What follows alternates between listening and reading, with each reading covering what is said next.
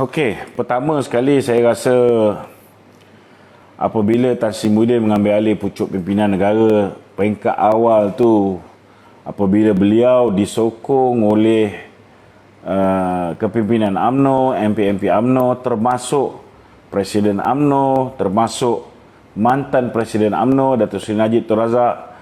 Nampaknya ketika itu disebabkan buat kali pertamanya kita berjaya menumbangkan DAP, semua menyambut baik penubuhan Kerajaan Perikatan Nasional. Kecuali geng-geng Pakatan Harapan ni mereka bantah. Itu biasalah, itu biasa. Itu biasa.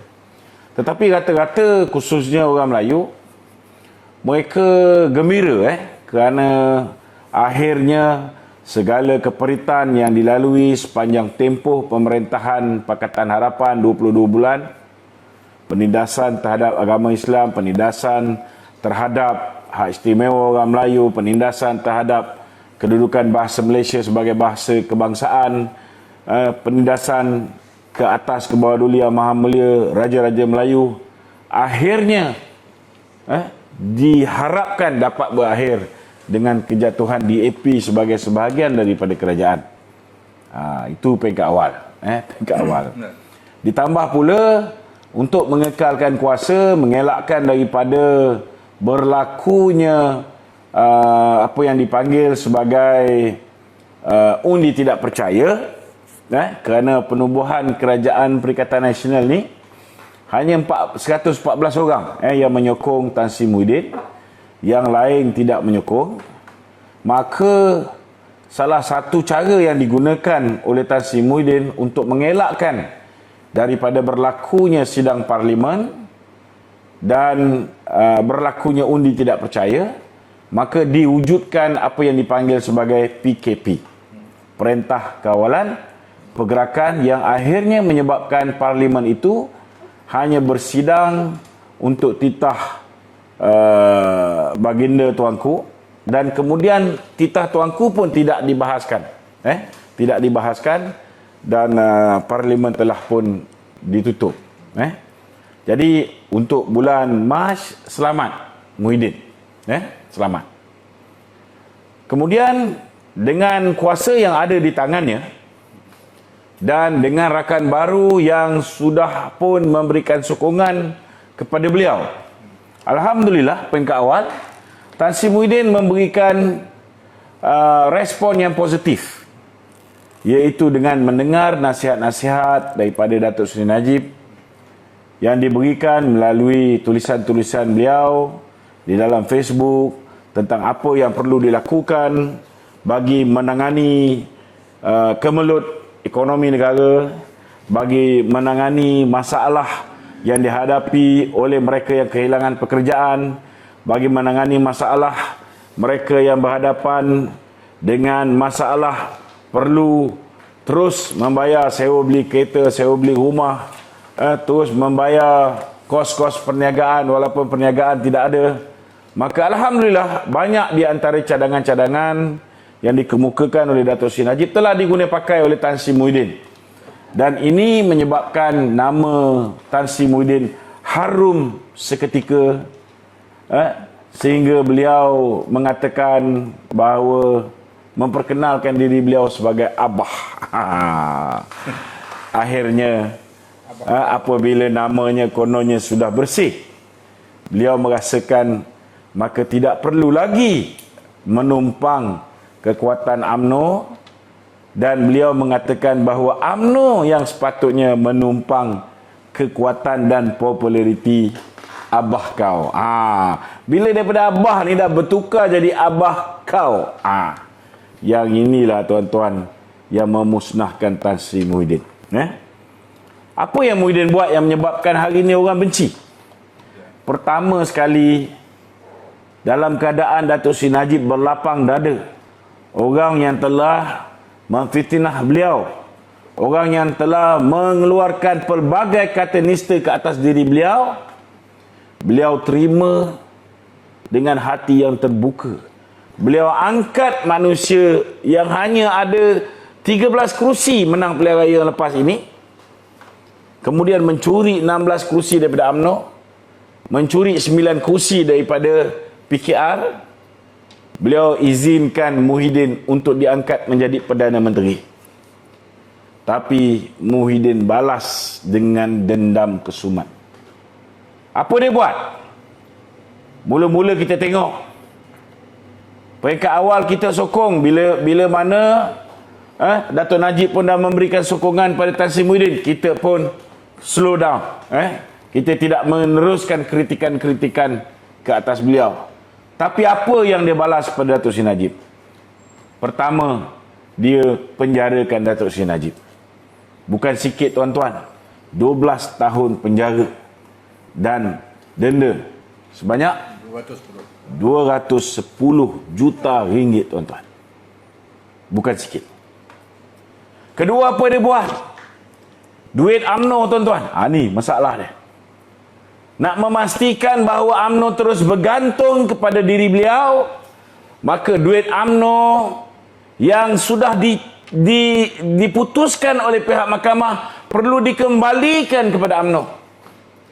Beliau tidak mahu memulangkannya kepada UMNO.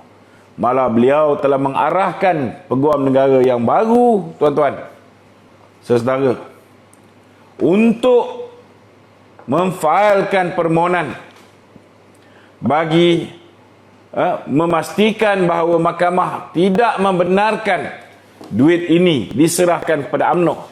Kerana sekiranya UMNO mempunyai duitnya sendiri, UMNO boleh bergerak atas kaki dia sendiri. UMNO tidak lagi perlu bergantung kepada Muhyiddin. Ini yang ditakut sekali, tuan-tuan. Itu sebabnya walaupun mahkamah akhirnya, bila Peguam Negara membuat rayuan, mahkamah pun mengatakan bahawa tidak ada sebab. Mahkamah minta apa alasan nak tahan duit UMNO. Mereka gagal untuk memberikan alasan yang kukuh. Akhirnya sekali lagi mahkamah telah mengarahkan supaya ianya diserahkan kembali, tapi tak diserah-serah, tuan-tuan. Kemudian apa dia buat? Saudara, kita masih ingat sikap dia yang membuli UMNO bila mewujudkan kerajaan, walaupun dia cuma ada 32 kerusi, termasuk dengan kerusi yang dia curi daripada UMNO dan PKR. UMNO, MIC, MCA ada 43 kerusi. Sepatutnya kita menjadi Perdana Menteri, tetapi bila kita dah serahkan kerusi Perdana Menteri pada dia, sepatutnya dia angkat timbalan Perdana Menteri daripada UMNO. Tapi angkuhnya manusia bernama Muhyiddin ni, tuan-tuan, dia tidak mahu. Malah, saudara, sepatutnya dalam kedudukan kita dah bagi dia Perdana Menteri, sewajarnya kerusi menteri kita jauh lebih banyak daripada dia. Tetapi sebaliknya, tuan-tuan, Menteri Kanan 2 datang daripada parti dia.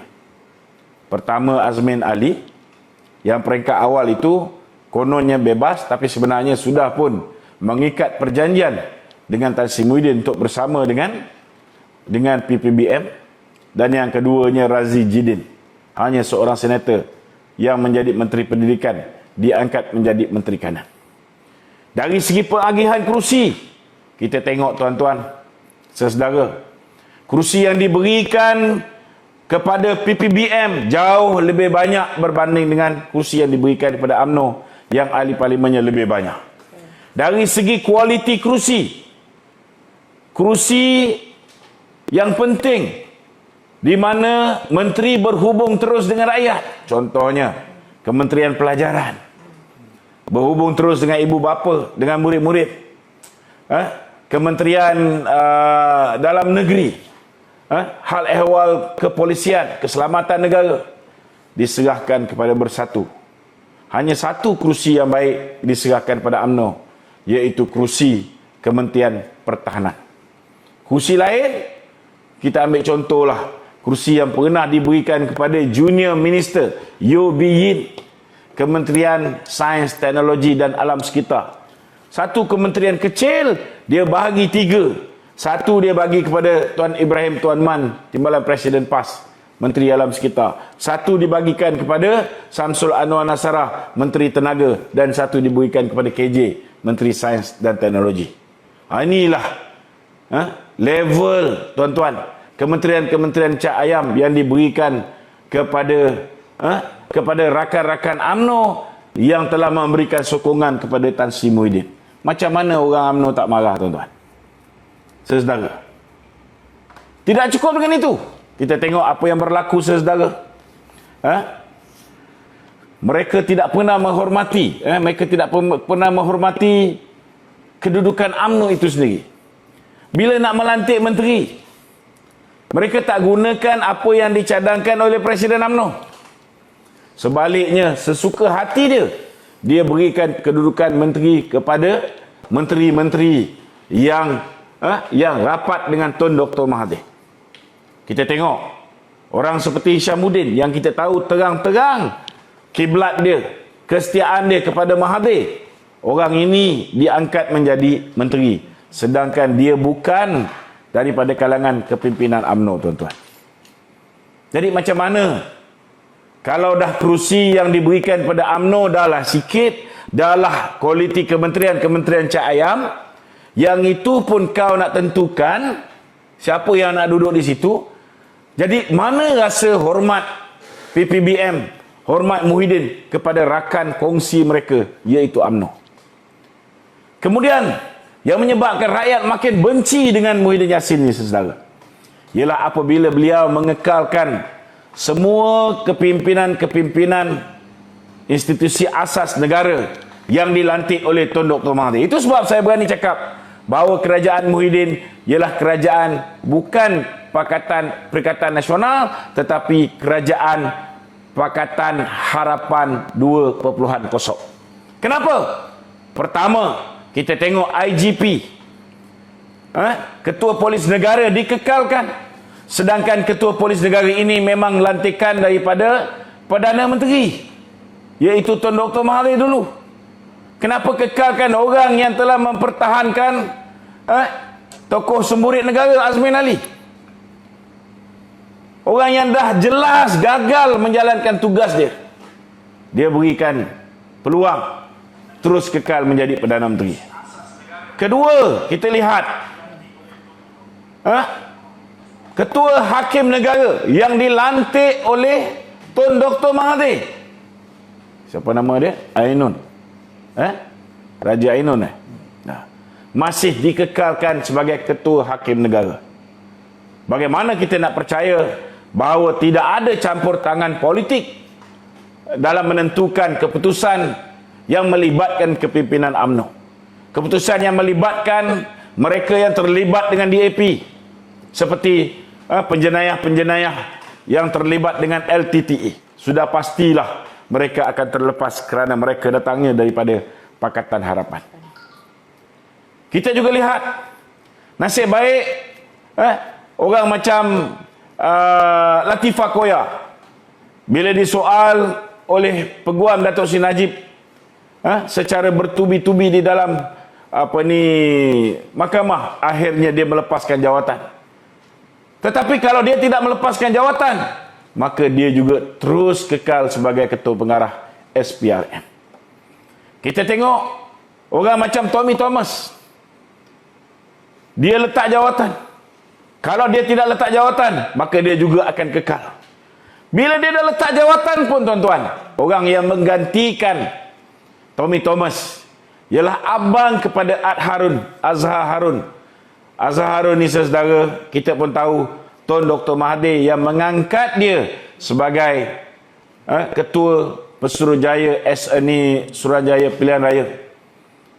Harun diangkat oleh Muhyiddin pula, naik pangkat pergi Speaker Parlimen, saudara, untuk memastikan tidak ada undi tidak percaya yang akan dibentangkan oleh sesiapa juga di Parlimen apabila beliau menjadi Speaker Dewan Rakyat. Abangnya Idrus Harun diangkat menjadi Peguam Negara. Itu sebab kes yang melibatkan Azmin Ali sampai sekarang tidak didakwa.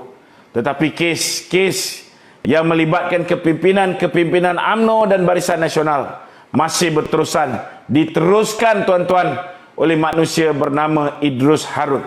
Arahan pertama Idrus Harun, saudara. Idrus Harun adalah orang yang telah dicadangkan oleh Ram Gopal Sri Ram sebagai Peguam Negara. Sebelum perlantikan Tommy Thomas, Gopal Sri Ram telah mencadangkan Idrus Harun sebagai Peguam Negara. Bila Tommy Thomas hilang, tuan-tuan, arahan pertama yang keluar daripada mulut Idrus Harun ialah supaya Gopal Sri Ram meneruskan pendakwaan ke atas Datuk Seri Najib dan kepimpinan-kepimpinan UMNO. Saudara, berapa juta duit rakyat yang telah dibelanjakan untuk membayar Gopal Sri Ram, untuk membayar mereka-mereka yang ternyata jelas pro kepada Pakatan Harapan untuk mendakwa kepimpinan UMNO dan mantan Presiden UMNO. Saudara, ini berlaku zaman Idrus dan masih berterusan sehingga ke hari ini. Saudara, selain daripada itu juga, kita lihat ketua-ketua GLC yang selama hari ini dipilih oleh rejim DAP.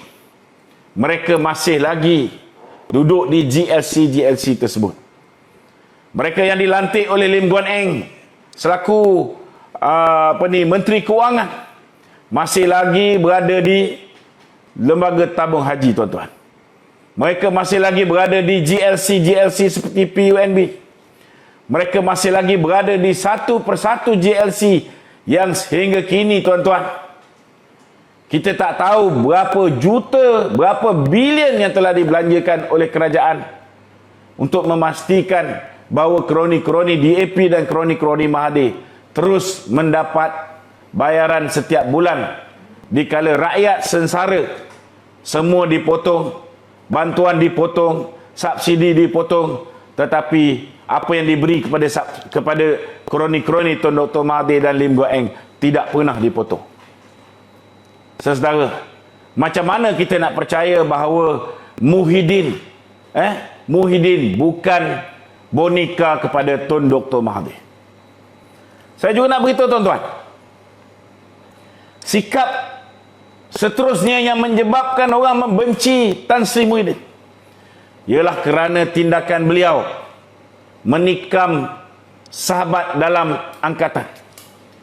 Bagaimana mereka menikam UMNO, memaksa UMNO untuk bertanding hanya beberapa kursi di Dewan Undangan Negeri Sabah. Dia minta UMNO kosongkan 29 kursi. Tetapi akhirnya, tuan-tuan, apa berlaku? Dia memasang calon bebas untuk menentang calon UMNO di Sabah.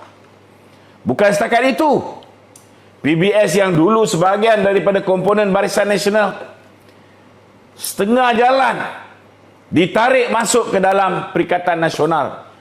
Akhirnya, tuan-tuan, jumlah kerusi mereka daripada 29 kerusi yang mereka sepatutnya bertanding, mereka akhirnya bertanding 52 kerusi.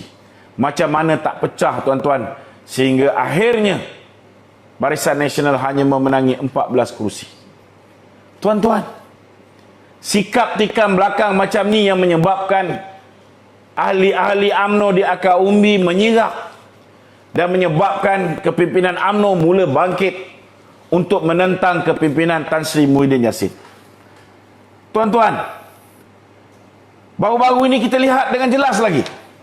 Kalau sebelum ini kita melihat polisi-polisi flip-flop Muhyiddin Yassin yang jelas mempertontonkan beliau gagal untuk mentadbir urus negara dengan baik. Tetapi apabila belanjawan dibentangkan, kita lihat bukan setakat beliau gagal mentadbir urus negara dengan baik, malah ekonomi negara juga menuju ke arah kehancuran di bawah kepimpinan Tan Sri Muhyiddin Yassin. Macam mana kita nak biarkan perkara ini berterusan? Bila bimbang, kita tengok bila dia bimbang, belanjawan ini tidak dapat disokong oleh kepimpinan UMNO, maka dia mula merancang menggunakan institusi raja-raja, meletakkan institusi raja-raja dalam keadaan serba salah dengan mencadangkan supaya darurat diisytiharkan hanya semata-mata kerana beliau menyedari sidang parlimen kali ini merupakan sidang parlimen terakhir beliau sebagai Perdana Menteri. Dan sekiranya berlakunya sebarang bentuk undian, maka beliau jelas akan dipertontonkan kepada dunia telah kehilangan majoriti, telah kehilangan sokongan ahli parlimen untuk terus kekal menjadi Perdana Menteri. Maka dicadangkan ke bawah dulu tuanku, supaya diwujudkan darurat. Alhamdulillah, nasib kita rakyat Malaysia baik tuan-tuan, kerana baginda tuanku seorang yang arif, seorang yang bijaksana, yang mendengar pandangan rakan-rakan majlis raja-raja, akhirnya menolak permintaan untuk menyambung nyawa Muhyiddin Yassin dengan menggunakan darurat. Alhamdulillah tuan-tuan. Tetapi sampai bila Muhyiddin mahu berselindung dengan menggunakan istana bagi menyelamatkan tengkuk dia? Hari ini kamu diberi peluang. Tuanku menitahkan, menasihatkan supaya ahli-ahli parlimen memberikan sokongan kepada belanjawan. Sewajarnya apabila UMNO bawa dua permintaan terakhir, iaitu moratorium automatik kepada semua peminjam-peminjam, tak kiralah loan kereta ke, loan rumah ke, loan perniagaan ke, ataupun pinjaman peribadi. Bagi je lah. Bagi je. Macam mana kamu arahkan supaya PKP dilanjutkan? Kamu sekat rakyat daripada mencari rezeki secara sempurna. Kalau dulu kamu sekat rakyat, kamu boleh beri moratorium. Boleh beri penangguhan pembayaran balik pinjaman. Tetapi kenapa bila PKP dilanjutkan, kamu tidak boleh menyambung ataupun melanjutkan moratorium? Bagilah 3 bulan. Tetapi apa yang berlaku, saudara? Dia hanya nak berikan sambungan moratorium hanya kepada kelompok kecil, terutamanya mereka-mereka yang kehilangan pekerjaan. Saya nak beritahu dengan Muhyiddin, hari ini yang terkesan bukan hanya the B40. Hari ini yang terkesan termasuklah the M40. Dan jangan terkejut, hari ini ramai di kalangan the top 20 pendapatan mereka lebih kurang sama dengan the B40. Ramai dah gulung tikar, wahai Muhyiddin. UMNO minta bagi pihak rakyat, bukan minta untuk pihak dirinya. Itu pun kamu tak boleh tunaikan. Kedua, kita lihat, UMNO memohon supaya diberikan hak pencarum KWSP untuk mengeluarkan maksimum 10,000. Bukan banyak, 10,000. Makcik tua yang kerja kat kedai saya pun dia punya KWSP ada 100,000 tuan-tuan. Takkan dia nak keluarkan 10,000? Makcik tu boleh keluar lah sebab dia dah lebih 55. Ini rakyat yang hari ini hilang pekerjaan, yang hari ini hilang pendapatan sempurna. Biasa dapat 10,000, tiba-tiba pendapatan tinggal 3,000. Sewa beli kereta kena bayar, sewa beli rumah kena bayar.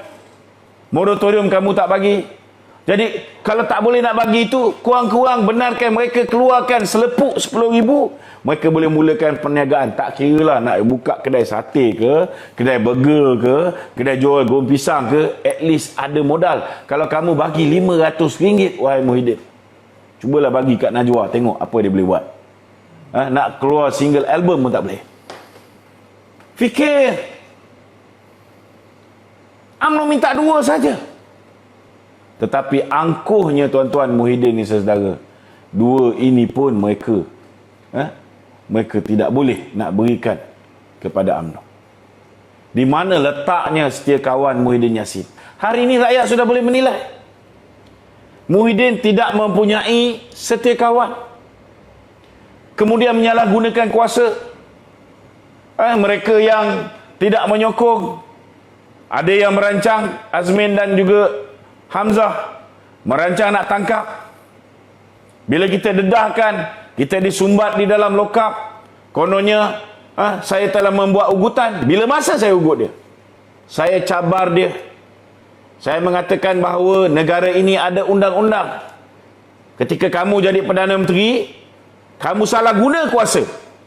Kamu tahan orang tak tentu pasal. Kamu penjarakan orang tak tentu pasal. Kalau berani, buat.